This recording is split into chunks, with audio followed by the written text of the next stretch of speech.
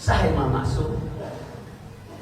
Kangjeng Syekh Abdul Qadir teh darajatna, pangkatna, martabatna di atas semua wali Allah kecuali Imam Maksum. Tah. Cenah beja apa? Cenah beja apa?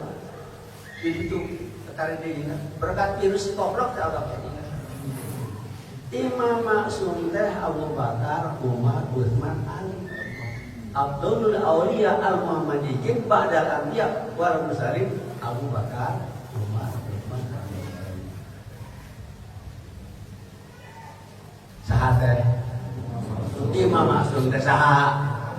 Abu Bakar, Umar, Utsman.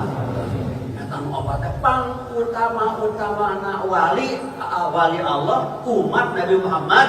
Abdul Aulia al-Muhammadiyyin ba'dal anbiya wal mursalin. Nabi Rasul Imam Maksum. Ada Sayyidina Maksum tiba-tiba ulah dibeja-beja surah Allah. Tong dibeja-beja. Ayo pandidi ngarekan wae. Irfan Jibni teh. Bejakeun teh pandidi. Ya subhanallah karo tenaga al-Ghawthur Rabbani sareng kunujuman. Ari Sayyidina Maksum mursyid nu aya di kolom langit ayeuna. Saur Tuan Syekh Ahmad Sahibul Wafa aya di Al-Ghawthur Rabbani Syarah Kunujuman nu ditulis ku Irfan Zikri Wahab. Oleh Ramadan. Oleh si koplok virus corona. Assalamualaikum warahmatullahi wabarakatuh. Bismillahirrahmanirrahim. Ilahi anta maksudi wa ridhaka matlubi a'tini mahabbataka wa ma'rifatak. Pembahasan kitab Syarah Uqudul Juman fil Amaliyah Al-Mursyidiyah. Judul aslinya adalah Al-Ghawthur Rabbani fis Sulukis Sufi. Halaman 168. Pembahasan mengenai bacaan ke-44 dari zikir khotaman Thariqah Qadiriyah Naqsyabandiyah Mahat Suryalaya ila hadrati Sayyidina Maksum Al-Fatihah, kehadapan Sayyidina Maksum Al-Fatihah. Saat saya sampai pada penulisan pembahasan ini, saya cukup panjang mengalami kemuskilan, kesulitan, terutama karena sangat banyak para ulama yang bernama Maksum. Tapi siapa yang dimaksud dalam Fatihah ini? Maka akhirnya saya pun memberanikan diri untuk bertanya langsung kepada Guru Mursyid Pangersa Ba'aus perihal siapa sesungguhnya Sayyidina Maksum yang dimaksud dalam khotaman ini. Karena tidak mungkin pembahasan ini dilewatkan dalam penulisan kitab syarah dan juga guna tercapainya ilmu amaliyah, amal ilmiah. Maka saat sedang bersuhbah dengan Guru Agung di Kanzul Ars, Pondok Pesantren Jagat Ars, menjelang waktu subuh saat itu, dengan perasaan amat sangat sungkan, saya pun bertanya kepada Murabbi Ruh Pangersa Ba'aus perihal siapa sih yang dimaksud dengan Sayyidina Maksum ini. Dengan begitu halus dan penuh kasih sayang, beliau sampaikan jawabannya. Jawaban beliau inilah yang kemudian saya tulis dalam paragraf berikut ini. As-sarhu penjelasan. Kultu aku berkata. Aku, saya pribadi. Samitu aku pernah mendengar Sayyidi Syekh Muhammad Abdul Ghaus Syaifullah Al-Maslul Al-Qadiri An-Naqsabandi Al-Kamil Al-Muwafaq Al-Muttaqi radhiyallahu an wa qaddasa sirrah yaqulu bersabda. Samitu aku mendengar, aku Pangersa Ba'aus pernah mendengar Sayyidi Syekh Ahmad Sohibul Wafa Tajul Arifin radhiyallahu an wa qaddasa sirrah yaqulu bersabda. Al-maqsudu bi Sayyidina Maksum, yang dimaksud dengan Sayyidina Maksum huwa adalah Syekhul Mursyid fi hadza zaman, yaitu guru mursyid di zaman ini, di waktu ini. Jadi jelas sekarang buat kita, kalau kita selama ini memfatihahkan Sayyidina Maksum, siapa sesungguhnya yang kita fatihahkan ini? Yang kita fatihahkan ini adalah Syekhul Mursyid fi hadza zaman.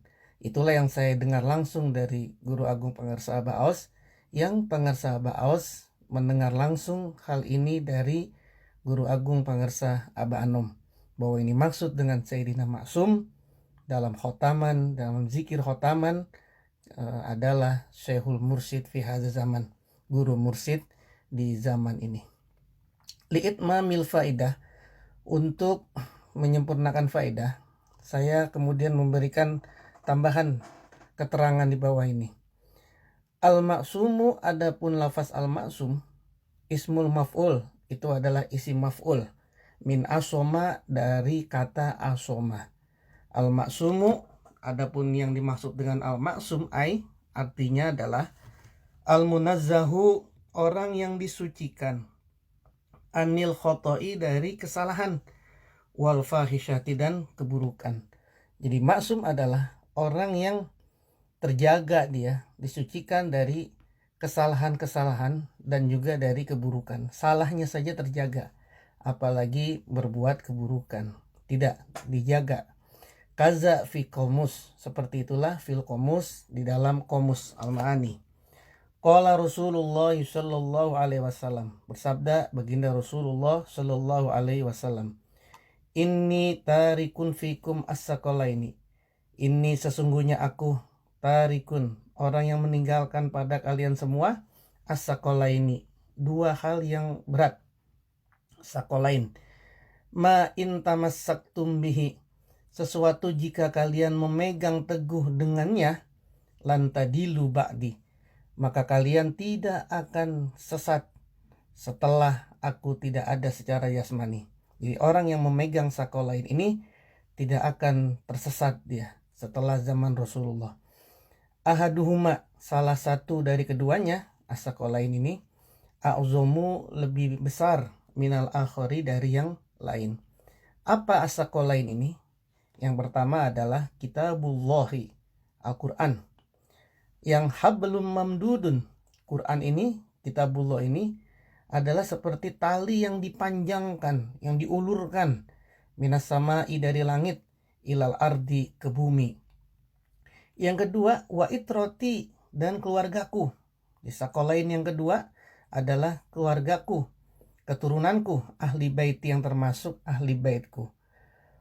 Walayatafarroqo, dan tidak terpisah keduanya, kitabullah dan itroti, Al-Quran dan keturunanku, tidak akan terpisah, hatta yarida alayyal khawdo, sampai keduanya datang kepadaku di telaga. Telaga apa ini maksud? Seperti yang banyak ditulis dalam berbagai literatur, bahwa telaga ini maksud adalah telaga Al-Kautsar, bahwa nanti setelah Yaumul Bi'sah, hari pembangkitan, maka semua manusia akan bangkit.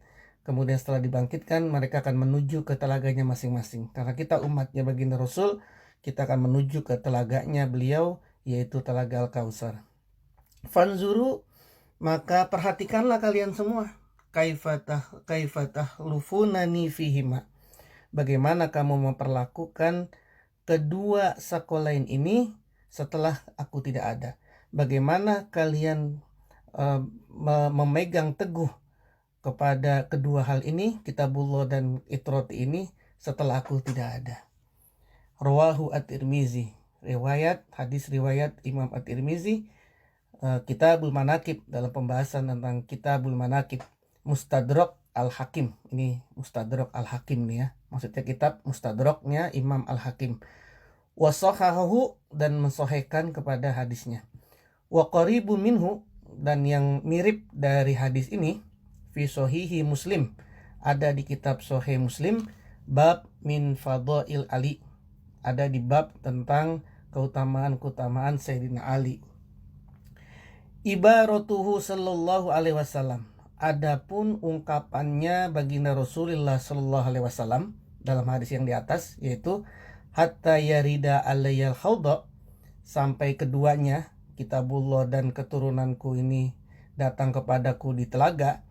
Yufhamu minha, ini dapat dipahami, innau, sesungguhnya, la yahlu, tidak akan kosong, zamanun, satu zaman, min ahadiha ulail a'immah, dari salah satu imam-imam mereka, dari salah satu pemimpin-pemimpin mereka, Jadi tidak mungkin dalam satu zaman tidak ada seorang imam, tidak ada seorang pemimpin.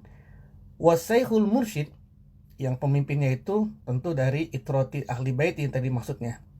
Wasaikhul mursyid, dan adapun guru mursyid, min ahli baitihi sallallahu alaihi wasallam, termasuk dari ahli baitnya Rasulullah sallallahu alaihi wasallam, baik itu berupa nasab zuriat maupun nasab nuriat, nasab biologis maupun nasab spiritual. Wa min haulail a'immah, dan guru mursyid itu termasuk dari imam-imam mereka.